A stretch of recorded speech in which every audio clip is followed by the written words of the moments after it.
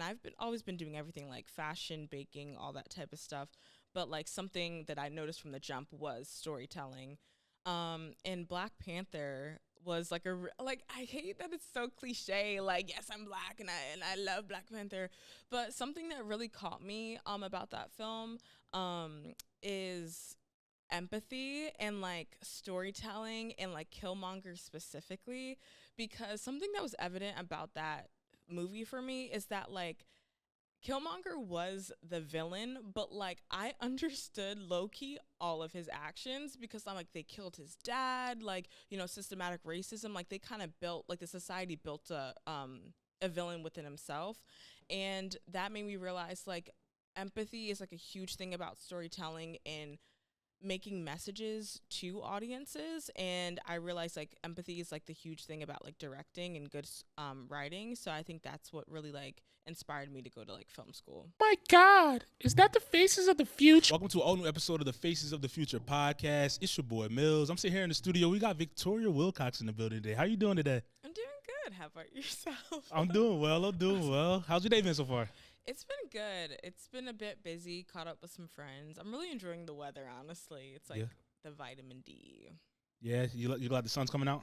Yeah, I can tell because it's like I go outside and come back with a tan. I'm like, ooh, but I like it. Yeah, so you're more of a warm weather person as opposed to cold weather? I like both. Really? Honestly, that's why I low-key like spring and fall, because like climate change kind of gives you like both, like cold and hot at the same time. Definitely not good long-term climate change, but I don't think I've ever heard anybody say they like climate change. Yeah, I was like, let me actually retract that statement before somebody comes at me. But I really like spring and fall because you kind of get like the in-between. Yeah. Yeah. Can you move that just a little bit closer to you? Yep. Nah, but that's true. I'm a spring guy. I'm a fall guy. I like the in between because I can put on some fits. You know what I mean? Like summertime's too hot for me. Like, yeah, because I'm a t-shirt. T-shirt, shorts. Can't really layer like that. And then I don't like the cold like that. So that's valid. Which is crazy because I lived in Colorado for a while, so it gets cold out there. My uncle lives out there and he like skis and stuff. But I'm like, he offers for us to like come over, but I'm not trying to like break it like an ankle or like anything like that. Have you been skiing before? No. Really? I don't know if I would do snowboarding or skiing. I'm a snowboard person. Oh, nice. I heard skiing is easier though, like in terms of like the balance. I would say so. Yeah. Yeah, not skateboarding, but snowboarding is a lot more like you have to have the agility, the balance. Yeah. You're probably gonna fall a lot more. Humbles you real quick. Yeah. So you're telling me you just graduated, right? Yeah, actually 2 weeks ago. Yeah, I graduated. So how was that experience? You went to Temple, correct? I did. I went to Temple for film and media studies, or media arts, and then I had a concentration in narrative directing. Yeah. So I'm familiar with like the film and film directing. What's narrative directing? Like, what's the difference between like any other? I guess like, would you call it a minor? Well, it's a concentration, so it's within the BFA program. Okay. Like it's a bachelor's degree. Yeah. It's just like a niche role or a niche position or track to be on. So what do they teach you in that? Just teach you how to like write, or what it's it about? Yeah, like you take different classes. The difference like narrative directing is like we don't do documentary, we don't do like animation or experimental. Experimental is so like extremely broad. It's kind of like messy, but you really like focus on like 3-act structure. Like we took like 2 years of screenwriting, and like that's where we're supposed to like write our thesis film in. But yeah, you talk about like 3-act structure. It's funny, I'm like, what would my professor want to say? Like, what else do we talk about? It's called there's this one thing. It's I cannot think about, but it's basically like result oriented directing, and just like saying like words very like intentionally, so like your actors get like the result that you want. Yeah. So what was the phrase that you said? 3-act structure. 3-act structure. Yeah. So explain that to me, because this is all new to me. So so explain that. No, I'm intrigued. I'm so intrigued. The pressure's on, because I'm like, if the filmmakers like see this and I'm missing a point, but there's like these different points. Like it opens up with like the inciting incident. Right.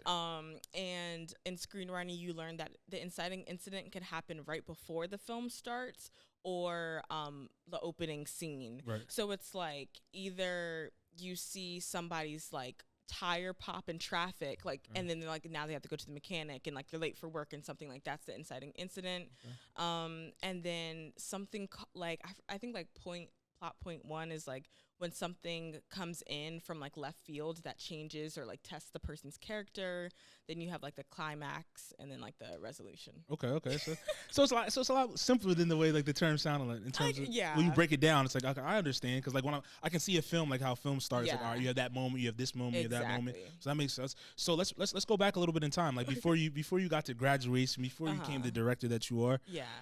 What was your like upbringing like what got you into film? Were you like always someone that was curious about like filmmaking growing up as a child? Did someone like introduce you to it? Like tell me about your early stages of like your life. Yeah, I think I was never like truly into film, but I was always into storytelling because like I always loved toys, like so much to the point that like it came to like 6th grade and my dad was like, you need to put the toys away. And I'm like, no, this is my childhood and all this type of stuff. Like I would always like make stories with them. Like I would watch TV, like see like the plot line that happened and I would like experiment it like with my toys. Like I would watch like Sweet Life and Zack and Cody and like had like a spy episode and I would like get my American Girl dolls and like they would be like spying around the house and all that type of stuff. So it would be stuff like that. And then middle school when it was like I was too old for toys, like I started writing in like spiral notebooks and like these like long like narrative like series like type of stories. And then it got to a point in high school where like I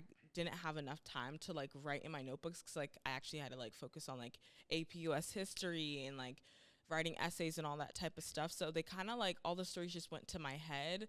And I think it came to a point where like I don't know, like I couldn't keep them in my head anymore. And also like two things happened, like COVID and also college. Like I wanted to travel the world like instead of going to college. Like I was telling my parents like, oh, it would be a gap year, but I wasn't planning on it being a gap year. And then I realized I was like, okay, like looking at all like the different categories of like majors, I'm like, what has been something that I've always been interested into? And I've always been doing everything like fashion, baking, all that type of stuff. But like something that I noticed from the jump was storytelling. And Black Panther was like I hate that it's so cliche. Like, yes, I'm black and I love Black Panther.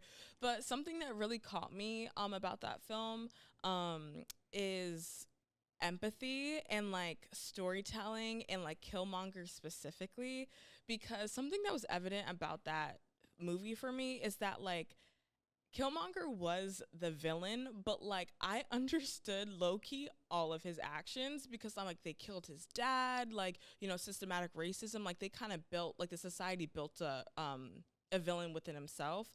And that made me realize like empathy is like a huge thing about storytelling and making messages to audiences. And I realized like empathy is like the huge thing about like directing and good writing. So I think that's what really like inspired me to go to like film school. For sure. And like, let's stick on the Killmonger situation. I mean, when you talk about empathy, I feel like I understand where you're coming from because it's like the Killmonger character is like someone we can actually see day to day, like in our lives. Like For real. People that maybe not experience, I guess what he went through or whatever, may not understand. Like, oh, why is this kid so mad? Why is he so angry? Why is he just coming off this way? Why can't you just have like a positive thought? Why are you so negative? And I feel like that film did tell that story a lot and made us like understand that. So like when you take that approach, you talk about empathy. How do you implement that into your storytelling? How do you make it like feel more realistic? How do you make it feel, I guess, make that story come across through the movie, through the character, that type of thing? Yeah, it's definitely like evolved through like my discography, I guess. Like I used to like hyperfixate on like dialogue, like these intimate like conversations that like my friend pointed out, like, yeah, all your films have these like intimate dialogues. And in like earlier on, I would be like, okay, like, well, looking at my earlier on pieces, I was like, that was kind of like too on the nose. But something that I really took into my senior thesis is like explaining somebody's intentions through their actions and just like the stakes around them and the pressures around them. Because like for example, like it's not even a spoiler, like my main actor or character, she forges a check in order to like throw a party. And like I remember telling my aunt and my mom, because my mom's like college experience is kind of off of it. She's like, oh my God, that's a crime. Like, and then they were kind of like alluding to like, oh, like, you know, like black characters doing crimes, like there's some connotations that come to it, and that almost made me back off the situation. But I'm like, everybody does something for a reason, and I kind of took it as a challenge to depict a criminal activity, I guess, in film. But yeah. Nah, so like, and you talking about like pressure and like doing things a certain way. Like, did you feel, you were talking about your major a little bit earlier about like trying to figure out what you wanted to do. Like, you wanted to take a gap year, but you probably felt your parents probably wouldn't like understand you trying to do that. So like, what pressures did you feel from maybe them when it came to maybe the career path that you took and the degree that you got? Because you said you were in AP classes, so you're very smart, obviously. So like, you know, so film's not necessarily something like an AP student would maybe, I guess, normally pursue. So what was that like? What were those conversations like? How was that experience? Yeah, well, here's the thing. I will say I feel really privileged in the sense of like the type of parents that I have. Like I don't come from like a wealthy background. Like we kept afloat. I'm also not going to say like I grew up poor. Like I think that would discredit like my parents' sacrifices and like what they've given me. I'm the youngest of 3, and I mean, this is all a hypothesis, but I think like my sister, she's the oldest. She went to Temple for media studies, which is still in the arts, but like maybe people won't say like that's like too artsy, where it's like how you're gonna make money. Like in my eyes, like you're gonna make money in media. And then my brother went to school for criminal. You know what? I should know this, but he's so mysterious. I think it was a criminal justice major, which I think is like, you know, you can definitely get money off of that. So I think when they came to me, there was more grace, and as long as I had like a plan, they were fine. And I was never like a child where like I didn't have a plan. Like the issue was like I did have a plan, and I was like mischievous, and I was like, you know, like I'm gonna do this thing that I put my mind to. So I would say I don't think I got pressure through my parents. I think if anything, I put a pressure, if it's okay if I pivot the question. There was a pressure within school, and not that anybody like put pressure on me to like use my voice in a particular way, but I was in a cohort of directors, like student directors. There was 10 of us. There was only 2 black students, like including me, and I was like the only black woman. And with having the junior thesis and the senior thesis, I was like, oh, I need to like make a statement and all this type of stuff. And in my junior thesis, like I felt so like sick with that pressure. Like it was so heavy that I feel like I'm rambling. No, you're good. Talk. That's what it's about. I found this clip of Ayo Adebri from The Bear. She's a black actress, and she was on a red carpet, and she's like, I feel like everybody expects black people to have like some type of message about like oppression or something, but like black people can just exist, and that's the message. And I like saw that right before writing my junior thesis, so like that gave me full authority at that time in junior year just to write a story about 4 black characters going through like a basic thing. Like there was no oppression. Like it was simply about a dinner before graduation, and her friends move away, essentially. Like that's millions of people go through that every single year, and it's like black, white, Asian, Hispanic, everything. So I think that's where I kind of like got in my head about the pressure, and that's why I kind of want to take more of like not like a political but a little bit more like passionate voice this year. But definitely no pressure from my parents, but I think just pressure I put on myself, like as a black woman, like using my voice properly in the film industry. How do you navigate that, like being in the film industry? Because just the example you put in the ratio between like I guess like black students in your class versus just like black people that get opportunities in like film in general, it's kind of like you can see the parallels in that. Like so, like how do you balance that? How do you navigate that? Not like I said, like not putting that pressure on yourself, or just like the stuff that you write that you want to put out and making sure like it stays your own, stays your voice, and not letting people, I guess, like tweak it or whatever it may be. I think it's a tango. I mean, once again, I think it's all a pressure that I kind of put on myself. And I don't think I'm delusional for putting that pressure on myself, because I know people outside of my department or like the school might like see some type of way about my work. But like my like professors and my classmates reading my scripts were pretty supportive. I feel like I lost my train of thought. I was going somewhere with that.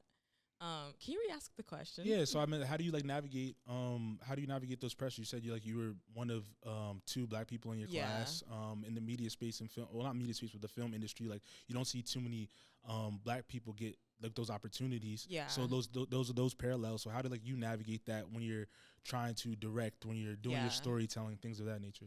Yeah, I think it comes down to, I haven't had too hard of an issue advocating for myself as like a Black woman in my department, because I'm a pretty passionate person. Like, I speak my mind respectfully, but like, for example, like the chairman of my program, like I would be in his office at least like once a semester advocating. But I think what kept me afloat in like navigating that is I had like good examples around me.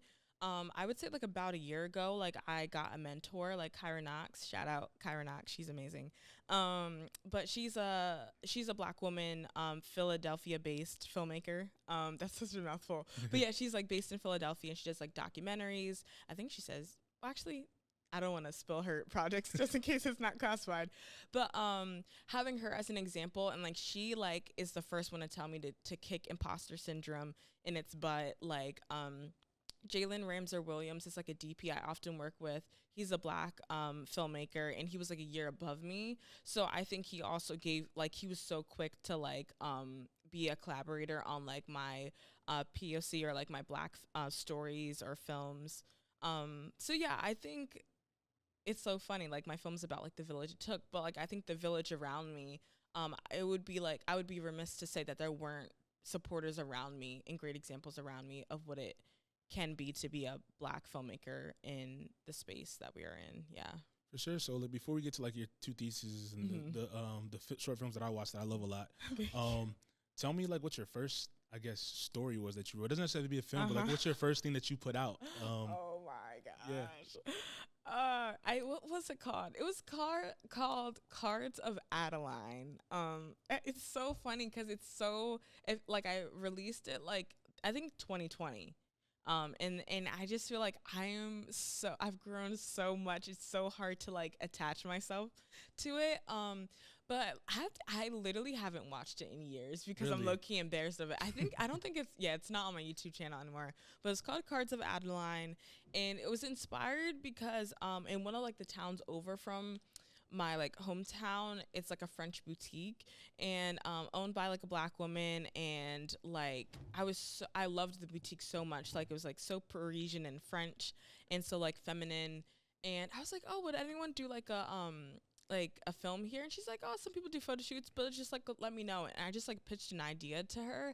I think it was basically of like two friends catching up over like tea. Like, I literally like I got like a cake and like these hors d'oeuvres and everything. And I think one of the characters was like, oh, like he was a photographer, and it's like, oh, like I'm trying to like get my portfolio together for like college or whatever, and then like the photographer friend ends up like having the other friend be like a model to like finish his like portfolio or something so cheesy. But like we all start from somewhere. 100%. So I'm not gonna like disown it, I guess. But yeah. I was gonna say you should put it on your YouTube. The reason I say that is because it's like, I think stuff like seeing stuff like that, or someone that like comes across your film the same way I do. Say maybe it's down the line and you're big time now. Yeah. Like, you're like an Issa Rae or whatever it may be, and they go back and see like, oh, she actually started where I started from. It's like, I feel like that could be an inspiration to someone to show them that. I agree. That they could do whatever they put their mind to at the end of the day. I can be self-critical because it's like, funny enough, I think the oldest film I have on my channel is Situational Love. And that's something that I'm like, ooh, like, I watched that too. Oh, thank you. Yeah, I watched that too. I was like, oh, like that. Like, I kind of cringe at like the choices that I made, but like that's like at the threshold where it's not too cringy that I'm willing for somebody to say like, okay, that's the beginning. But maybe I'll put Cards of Adeline back on YouTube. I think you should. I mean, let me ask you this: you look back on that. You said you haven't watched it in a while, but like, do you kind of see your progress that you made? Because I know sometimes, like, just even with what I'm doing, it's like you feel like, oh, I'm not where I want to be at. I still have goals to reach. Yeah. But like, maybe when you get some time down, you look at your old work, it's like, dang, I really came a long way. Absolutely. Like, through screenwriting, I think like that's the first thing like directors, not all directors write, but like if you are a writing director, like typically you see your growth through your writing. And it's like, even though I'm not a cinematographer, I think as a director, like I'm very particular on like how the camera is. Cause like besides like Killmonger and empathy and all that type of stuff, like cinematography is something that like brought me into the craft. I even like debated doing that like as my track at Temple. But yeah, the cinematography has grown so much as well. Obviously, like I'm not the one touching the camera anymore, so that's like a huge element. But just like even like my choice of like shot listing and stuff like that. Can you explain a little bit to me, like the difference between, I guess, a DP, director, like a cinematographer? Yeah. So, this is another thing. I'm like, I hope I get right. So, like, filmmakers, if you see this, like, don't grill me. But a director. So here's the thing. Film is so fluid. That's why even when you see like the credits of a film, they're not always accurate, which is a whole other lore thing. But anyways, so a director often writes, and a director is in charge of just taking the screenplay and putting it on the screen. In regards to like leading casting, you often lead every department head. So that's like production design. So like locations, props, wardrobe, hair, makeup, stuff like that. It's even like a privilege to even have like a wardrobe stylist, because often sometimes you just tell actors like, hey, like, can you show up in this type of vibe? Oh, really? And then the director, is having conversations with all these different department heads. So when it comes to like the score, you're talking to the composer of like how the scene feels and like the type of like instruments that you want to like symbolize as like a motif throughout the film. In regards to like the director to DP relationship, so DP stands for director of photography, and it's often synonymous with cinematographers. I'll leave it up to the other filmmakers to like break it down. Videographers are typically like people who aren't doing like narrative. So I know that's like a difference. But like speaking like with the director of photography, like you go through the whole script, like you shot list like each and every frame. Sometimes you go spontaneously, but that's something that you bring to like the first assistant director to like make the schedule and everything. I feel like I could go on. You can if you want to. You can if you want to. It's up to you. But that's it. But yeah, I'll leave it at that. Yeah, for sure. So speaking of that, so you're saying like sometimes you guys shoot in order, sometimes you don't shoot in order. Does that get confusing on set? Oftentimes you don't shoot in order. Really? Why is that? Because different factors. Like for example, I'm trying to think like an example. Say like the movie opens up at night, and you have one day to film it. You're gonna start the morning content at the beginning because the sun's already out. You're not gonna just waste a whole day. Stuff like that, like actor availability. Sometimes like the way, like if you're working on a 3-story building, you want to start from the top and work your way down. So like after lunch, after like you fed like your crew like pasta and they're all tired, they're not gonna want to go like 4 flights of steps with like sandbags and C-stands and all that type of stuff. A lot of like logistical reasons more than like creative. Okay, I thought it was maybe more on the creative side. Is like there was like some logic behind, I guess, outside of like the logistic stuff that the reason why they shoot it that way. Yeah, I mean, I think a creative reason could be like, for example, if there's like an emotional scene, like somebody has to cry.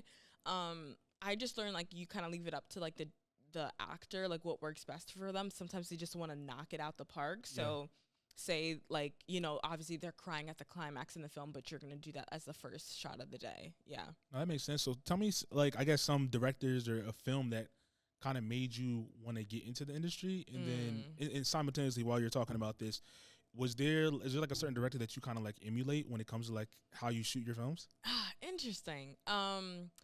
The thing is, funny, and like if you asked my like freshman year stuff, I would be ashamed to say this, but like I don't mind saying it now. Like I'm not like a huge like film critic, and like even like I don't watch a lot of films. There's like when I tell you all throughout film school, have you seen this? Have you seen that? I'm like, nope.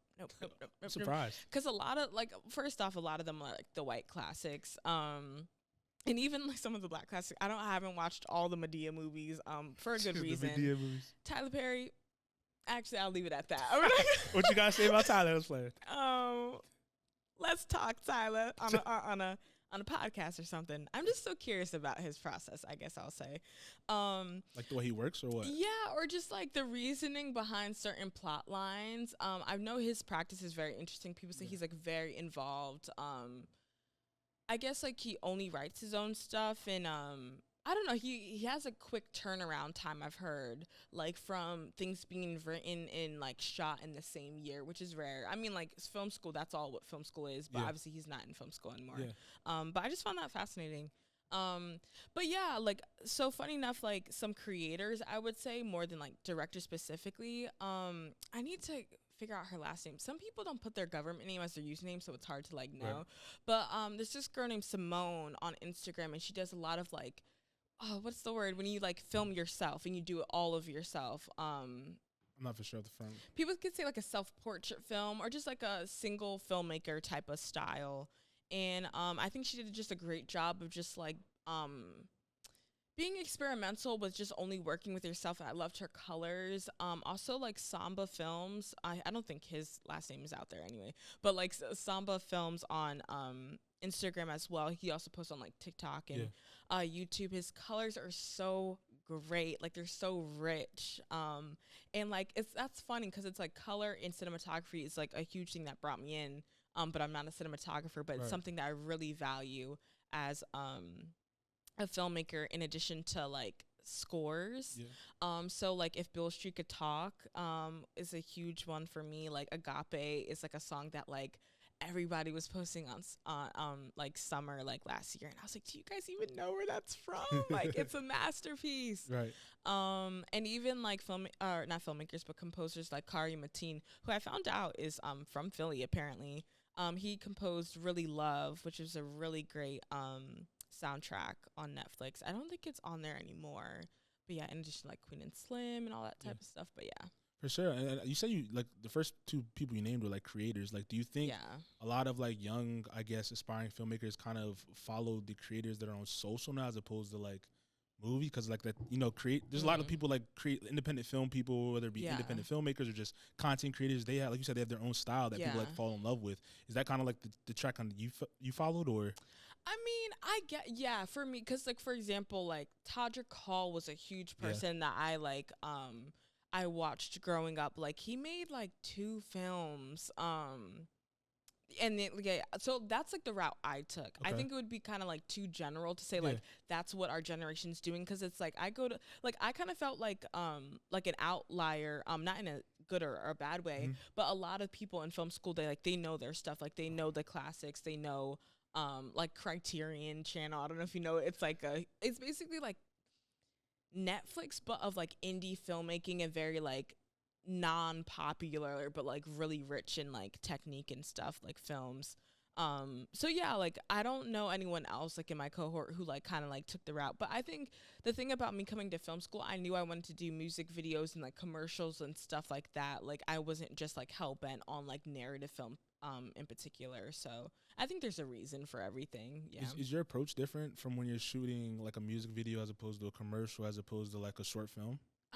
Definitely. I'm definitely learning because I don't know like what, I definitely made more narrative films than I've done a music video. I think I only did like 2 music videos. I just released one actually with Charlie Donnie. That was like really interesting because like that was I shot my narrative thesis in January and I shot that music video in March. So I had to like rewire my brain with like taking out a lot of rules that I could break, because it's like you can do anything in a music video. You can jump from place to place. There doesn't have to necessarily be any like plot line transitions. So we had like her in her bedroom to like washing her face in the bathroom to cutting vegetables at the kitchen, and that all made sense. Versus like having to explain that through like a narrative lens. Yeah. Oh, that makes sense. So tell me a little bit about your junior thesis. Then we'll go into your senior thesis. Cool. I know you highlighted it a little bit, but I watched both of them.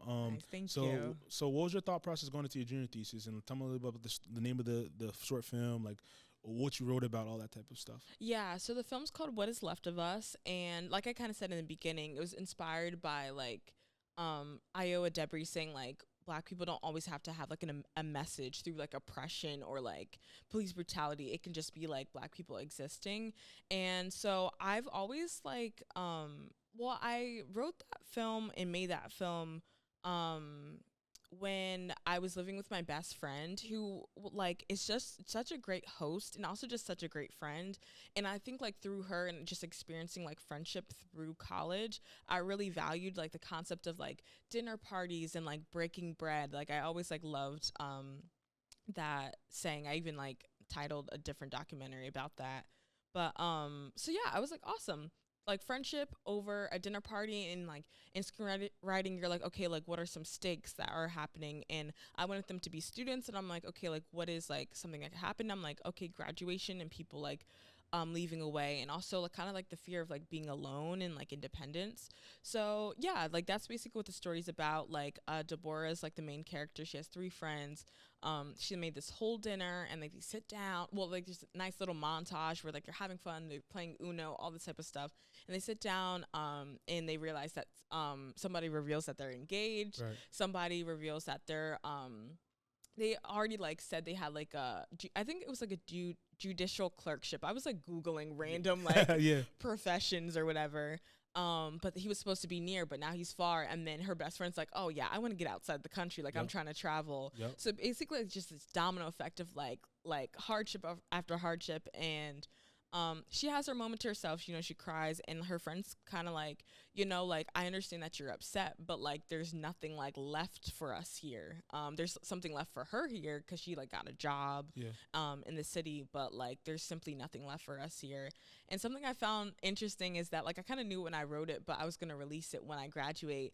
And like the same exact thing literally happened to me like a week before graduation. I took all my friends out to dinner, like let's like get dinner, and I realized half of the people there were going to like the LE Study Away program. And I'm like, oh my gosh, all y'all are leaving. And I'm like, I can't even be upset because like I wrote a whole film about this, so I know how to like regulate my emotions, I guess. But yeah, that's pretty much the film, and it went on like a year-long festival run and got into like a handful of festivals and awards and everything. How do you get your films into like what's a festival run? Like explain that a little bit. Yeah, so like festival runs, I would say, is the more traditional route. It's basically when you submit your films to festivals, and there's like this platform called Film Freeway, and it's kind of like, I guess, like, you know, the Common App, how to get into like college. I would say it's the same exact thing. Okay. And they have different like festivals. Some of them range from like being free. Some cost $70. And like, I know like 70 might not seem like a lot, but that's just one festival, and it's like a gamble. It's low key addicting because you say it's addicting? It is, because they send you emails and you're like, oh, let me check out this festival. And then that's literally how I was submitting for like the Village It Took. And like, I just was browsing. I ended up like spending $70 that I shouldn't have. But yeah, that's basically like how you apply to festivals, and like they either like accept or deny. And the idea behind a festival run is just to get like eyes on it, because you can't really guarantee your film being successful on YouTube, which is very fascinating because I just posted my junior thesis and it has 3K views. And I will say, some folks was like, nobody will watch your film on YouTube. And 3K did. But you know, there's give like, him that side eye. You gotta give him the side eye. And it's so funny because like one of the collaborators on the project, and I love him dearly, but I'm like, you need to broaden your horizons to different platforms. But yeah, and through festivals, you get to meet, you often get to travel. Like I went to Yale. There was no other, like I would have never gone to like Connecticut or Yale if I don't think it was because of that film. I mean, I don't put myself in a box, but you know, like I had no plans to go to Yale. And I met networks because since it wasn't Ivy League, everyone was traveling over the country. Like I thought a 3-hour drive was long, but people came from Florida, California, all that type of stuff. So yeah, it just broadens your network, and it also like puts people's names in the credits like across the world too. Like the boxing doc that I did got into like it wasn't technically London, it was like an hour outside of London, but like I brought the boxer's name plus everyone who was in my credits across seas. And even though like the film was already on YouTube, like not all films reach abroad. So yeah, it's just a huge like networking thing, but it's definitely like been questioned over the years if it's necessary because it's expensive. So some people just put it on YouTube. I feel like it's worth it though. I feel Yeah. like submitting the festivals, like you said, getting your name, not just your name, but everybody that was on your team that worked, that get them credited, like whether it be overseas, whether it be just up at Yale, whatever. I feel like it's a big thing to do. I mean, you guys put a lot of time and effort into actually making the film. So why just stop at just uploading on YouTube as opposed to getting eyes everywhere, you know? Yeah, it's definitely situational, but like I share the same exact thing of what you just said. It's like, why not? If the money's there, why not? Yeah. So speaking of money, like how do you guys get funding? The money. Yeah, I was going to say that's the important question. How do you guys get funding to like produce these films? Is it something that the university helps with? Do you have to do it yourself? Yeah, it depends on what year you're a part of. So, like, my junior thesis, What Is Left of Us, that was fully funded myself. And that was the first, that was, like, completely crowdfunded. Like, the campaign was done by myself. I launched a crowdfunding campaign. I think it was through Indiegogo. So, some people contributed. I think that was like $2,000 total. I'm not scared. I feel like it's taboo to talk about numbers, but like, we should. That's what people need to hear. That's why I asked the question. Yeah. So I think that was like $2,000 total. We filmed it over like 2 days. So that was like partially like me and like my parents pitched in, and then like some through like crowdfunding, like people like giving $25 like throughout that. And then, so yeah, for the junior thesis, interestingly enough at Temple, I think like the year above me really pushed the bars of like what a junior thesis was. So like, that's why they don't really give you funding. But I think like my year really like kind of like pushed the bar. Like, no, like we want to make like 10-minute films, not 5-minute films. But anyways, so yeah, your senior year, you get like a $2,000 Dean's grant, which they didn't even give me the the $2,000 doesn't go in your pocket. It basically went towards my loans. So like in a way I had to get $2,000 like scrounge it up like through like my parents really helped me out. So technically I owe $2,000 less, but like even though they gave me the Dean's grant, it wasn't tangible, if that makes sense. That makes sense. So like I got $2,000 through the school, $1,000 through a grant, like a Scribe. I think it's called like Scribe Media. They have like a grant that's pretty like popular, I feel like, in Philadelphia, and the rest was through like crowdfunding. So, you know, posting like a video. And something that I did really like strategically, I did like a headshot fundraiser where for students I was like, I think it was like either like $40, I can take your headshot. That was kind of controversial because like I ended up doing it in like a library study room. We weren't even making noise, but they were like, you can't have professional gear in here, like you have to like go through this whole process. So just for photos? Just for photos. And that's crazy. Because first they were like, oh, no lighting. I was like, okay, I'll do natural lighting. They're like, oh, wait, you can't use your camera. I was like, it was just like, it was giving like, I don't know. What do you think the underlying like issue with that was? Because if you're doing photos for students, whatever, like there shouldn't be. And it's funny because that's what the film is about. Yep. Schools not supporting Black students. Yep.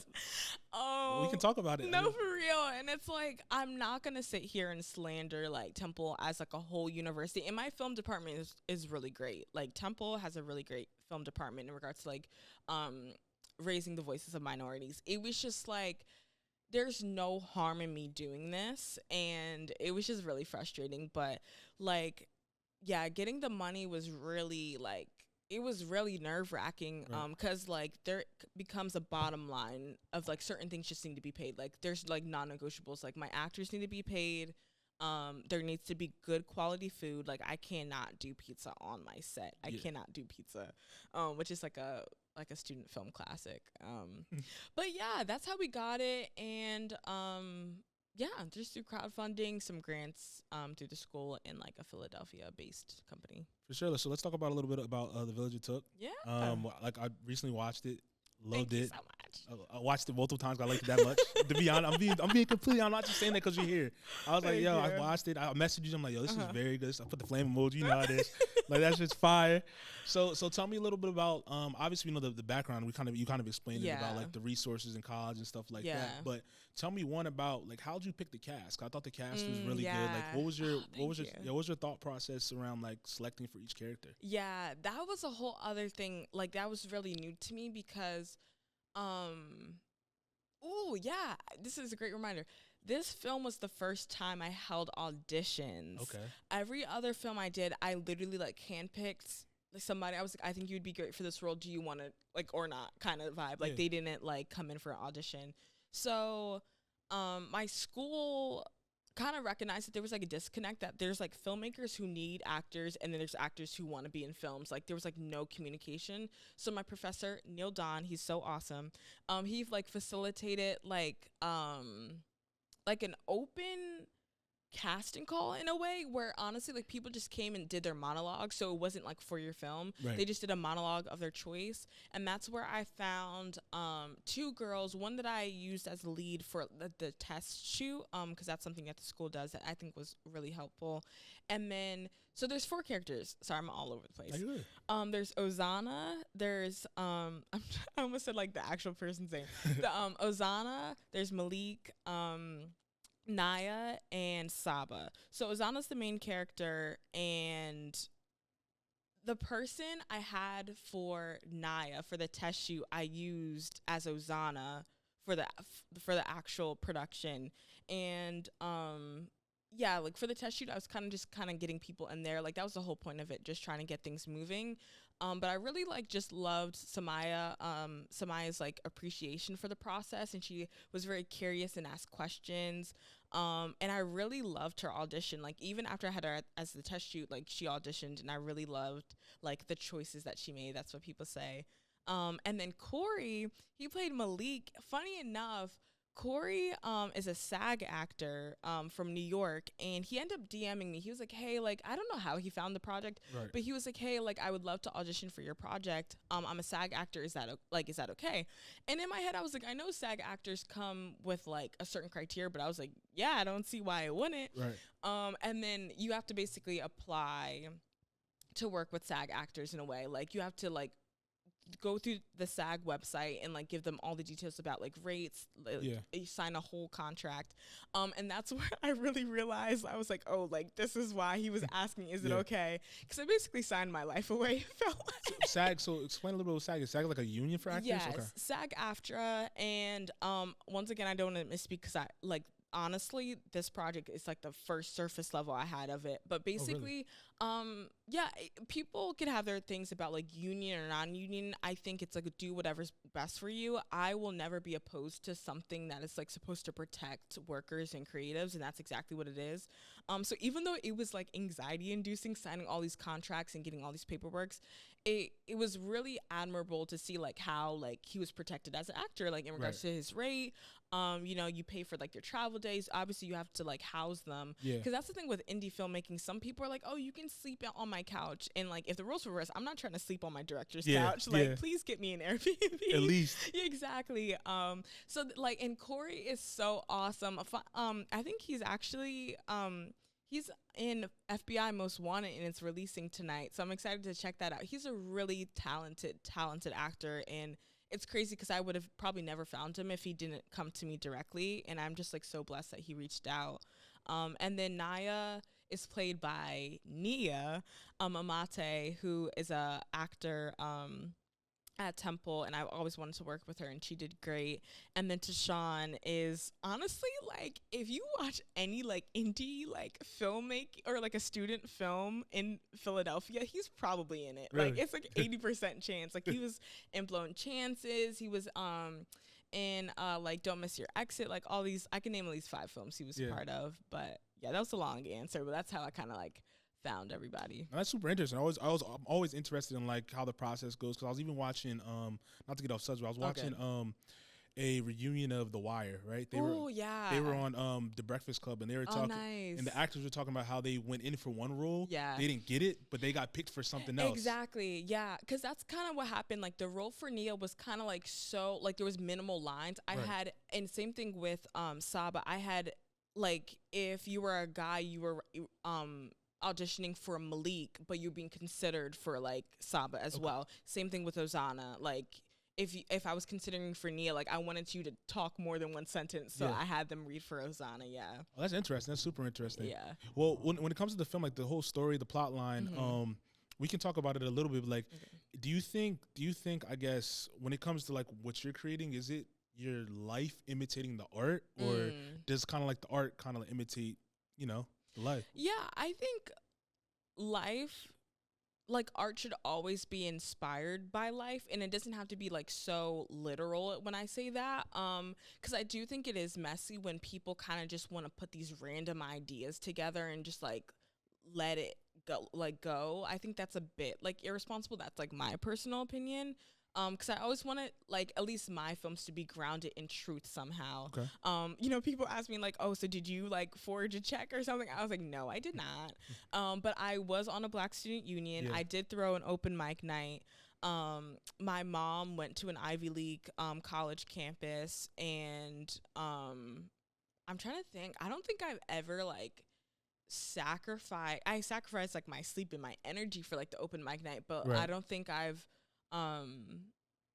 was in this same specific scenario, but I definitely like cherry picked different elements to make the story. So what was your thought process, or like your mindset about like the color textures in the film, like the cameras that you shot with, that type of thing? If you explain a little bit like the cameras that you shot with, like how you color graded and all of that.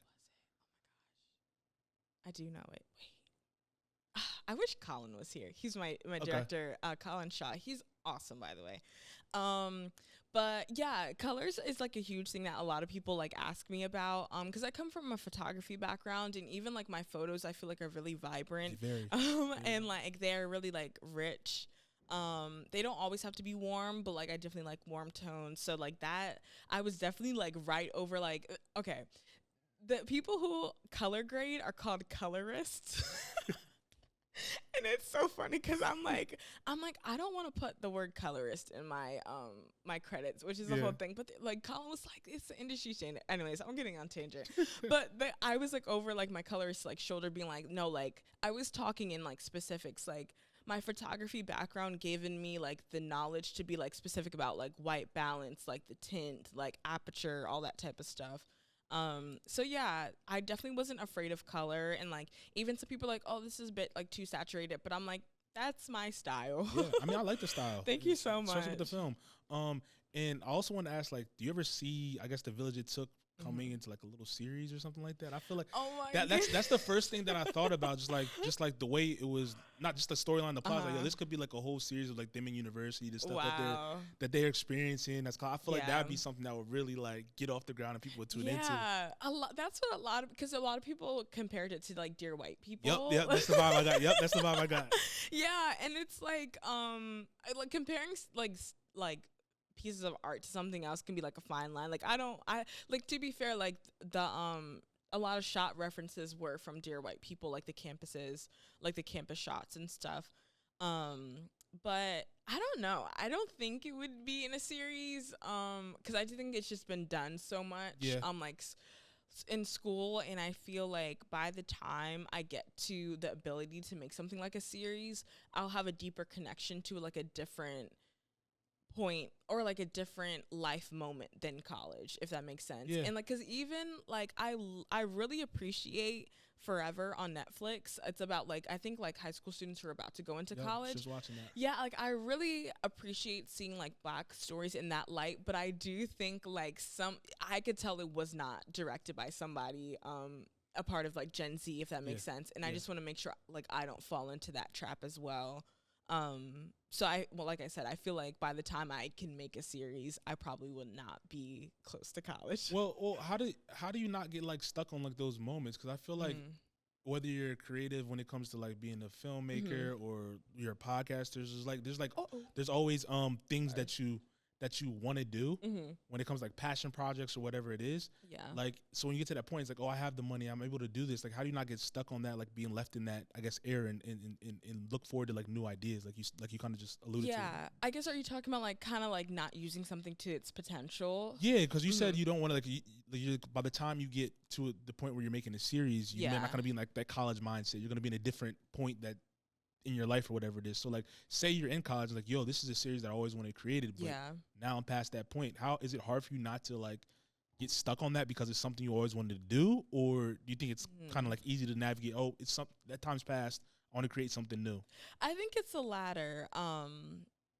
Yeah, because I just like, I don't want to just make a project because my name was on it, or like, oh, like I think there has to be a certain type of like earned, I don't know, like an earned voice to make something. Right. And I feel like I would lose that voice if I'm not like prominent. If it was a college, like maybe like stuck specifically at this day and time. So like 20 oh my God, it's 2025. Yeah, time flies. That's crazy.